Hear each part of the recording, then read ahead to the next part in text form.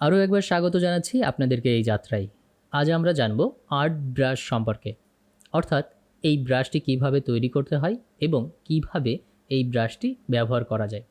তাহলে চলুন শুরু করা যাক।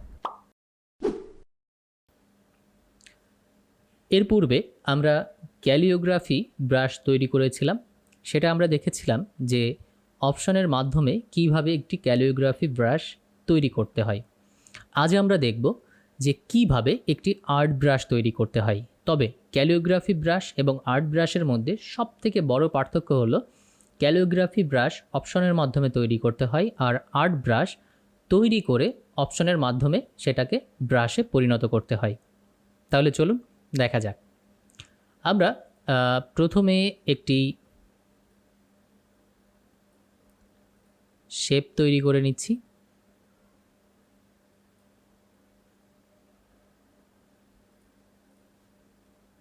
ওকে, এই শেপটিকে আমি একটি কপি করে নিলাম।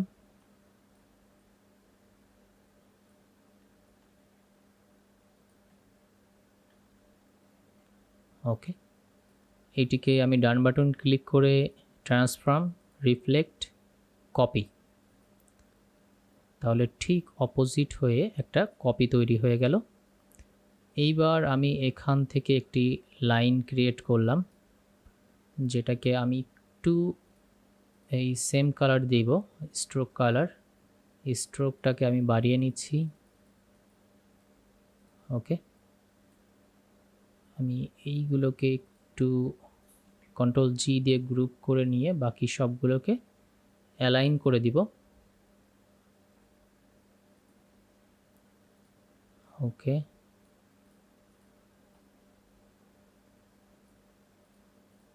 ওকে, আমি আমার স্ট্রোকটিকে ভেঙে নিলাম। অবশ্যই ভেঙে নেবেন, না হলে ব্রাশ সাপোর্ট করবে না। আমি এই পুরো বিষয়টিকে আমার পাথ ফাইন্ডার থেকে একটি শেপে তৈরি করে নিলাম। এটা হলো আমার একটি শেপ। এত সময় আমি একটি শেপ তৈরি করলাম। এখন এই শেপটিকে আমি কিভাবে ব্রাশে পরিণত করব, এখন সেই বিষয়টি দেখার পালা। শুধুমাত্র এইভাবে করতে হবে তা নয়, আপনি কোনো লেটার বা অন্য যে কোনো অ্যাবস্ট্রাক্ট শেপ দিয়ে আপনি একটি ব্রাশ তৈরি করে নিতে পারেন। আচ্ছা, তো এই শেপটাকে আমার ব্রাশে পরিণত করতে হলে আগে আমার ব্রাশ অপশানটিকে নিয়ে আসতে হবে। তার জন্য আমি চলে যাব উইন্ডোতে, উইন্ডো থেকে ব্রাশেস, এবং এই যে অপশানটা, এখানে আমি এটাকে ধরে এর মধ্যে ছেড়ে দিব। দেখুন একটি প্লাস পয়েন্ট আসছে, এখানে আমি ধরে ছেড়ে দিব। তাতে করে কি হবে যে খেয়াল করে দেখেন যে এখানে স্কার্টার ব্রাশটা সিলেক্ট আছে, আর্ট ব্রাশ এটাও অ্যাক্টিভ আছে, এবং প্যাটার্ন ব্রাশ অ্যাক্টিভ আছে। তো আমি আজ শিখব শুধুমাত্র আর্ট ব্রাশটিকে কিভাবে তৈরি করতে হয়। আমি আর্ট ব্রাশে ক্লিক করলাম। ক্লিক করার পর আমি এটাকে ওকে করে দিলাম। ওকে করার পর আমার যে বক্স আসছে আমি এইখানে লিখে দিলাম ABC2। ওকে, আর বাকি যে অপশানগুলি আছে এগুলো আমি ঠিক যেভাবে আছে এভাবে রেখে দিলাম।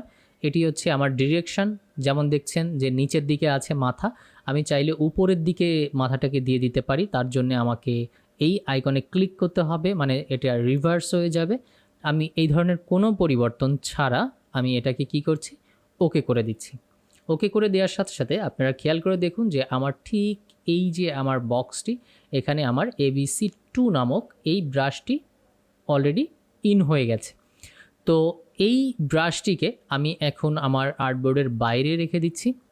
এই যে ব্রাশটি তৈরি হয়েছে আপনারা খেয়াল করে দেখুন যে এর পূর্বে এটি ছিল শেপ, আর এখন যেহেতু আমরা ব্রাশের মধ্যে এটিকে দিয়ে দিয়েছি, তো এটি এখন ব্যবহার হবে শুধুমাত্র স্ট্রোক হিসেবে।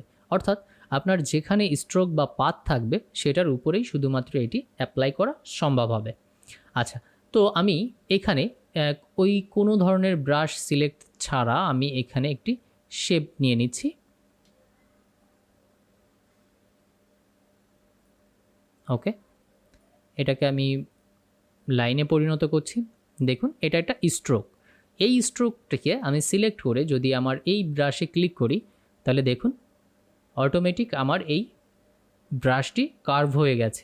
এখন এটাকে এডিট করার জন্য আমরা ঠিক পূর্বের নাই আমরা স্ট্রোক থেকে এটার একটু মাপটা চিকন করে নিতে পারি, বা স্ট্রোকে যত ধরনের ইফেক্ট দেওয়া যায় আমরা ততগুলো ইফেক্ট এইখান থেকে আমরা তাকে দিতে পারি। এটা হলো আর্ট ব্রাশের একটি কাজ।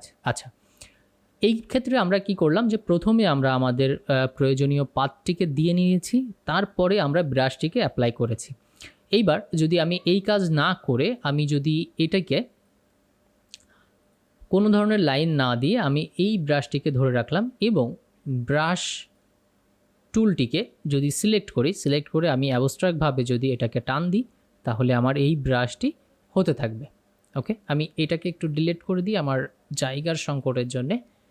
আমি ব্রাশটিকে সিলেক্ট করি। ওকে, এইখান থেকে আমি একটা টান দিলাম, এইখান থেকে আমি একটা টান দিলাম, এইখান থেকে আমি একটা টান দিলাম। ঠিক এইভাবে করে আমার যত জায়গায় প্রয়োজন আমি আমার এই শেপটিকে কার্ভ হোক বা ট্রায়াঙ্গেল হোক বা রেক্ট্যাঙ্গুলার হোক, যে কোনোভাবেই হোক না কেন, আমার পাথ যেদিকে থাকবে এই শেপটি এখানে যুক্ত হবে। তবে একটা বিষয় ক্লিয়ার মনে রাখবেন, আর্ট ব্রাশের ক্ষেত্রে আপনি যা তৈরি করবেন শুধুমাত্র সেটাই যত এরিয়া দরকার তত এরিয়াতে যাবে, অর্থাৎ কোনোটা রিপিট হবে না। আপনার যদি অনেক বড় স্ট্রাকচার হয় সেখানে যদি আপনি এই আর্ট ব্রাশে ক্লিক করেন তাহলে ওইটাই বড় হতে হতে হতে হতে আসবে, অর্থাৎ দুইটা হবে না, ওর মাথা এবং লাস্ট জায়গা এটাই পুরো জায়গাটাকে কভার করবে। মাত্র একটি শেপ যেটি আপনি দিয়ে ব্রাশ তৈরি করেছেন, এটা গুরুত্বপূর্ণ, এই জন্যে এটা মাথায় রাখবেন।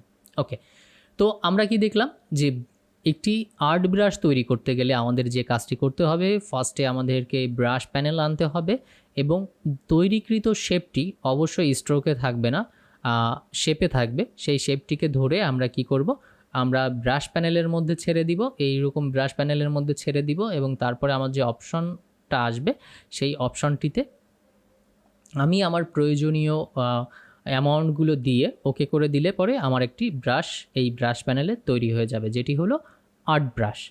আশা করি বুঝতে পেরেছেন। আপনারা নিত্য নতুন বিভিন্ন শেপ তৈরি করে জাস্ট আর্ট ব্রাশের মধ্যে ফেলে দিয়ে সেটাকে ব্রাশ তৈরি করে আপনারা ব্রাশ টুল দিয়ে অ্যাবস্ট্রাক্টভাবে আপনারা এই কাজগুলো করতে পারবেন। আমি আশা করি যে আপনারা বুঝতে পেরেছেন। এর পরবর্তীতে আমরা যখন বিভিন্ন ধরনের ডিজাইন তৈরি করব, আরও বেশি বেশি করে আর্ট ব্রাশের কাজ করব, তখন হয়তো আরও ইজি হবে। তো আমি চেষ্টা করব আরও ডিটেইলে তখন বলার আপনাদের। আজকে এতটুকু, কারণ আজকে ফার্স্ট ডে আমাদের আর্ট ব্রাশের। আপনারা এতটুকু চেষ্টা করুন, এতটুকু পারলে বাকিটা অবশ্যই অবশ্যই আপনারা পারবেন। তো দেখা হচ্ছে পরবর্তী ভিডিওতে, তত সময় আমার সঙ্গেই থাকুন, ভালো থাকবেন।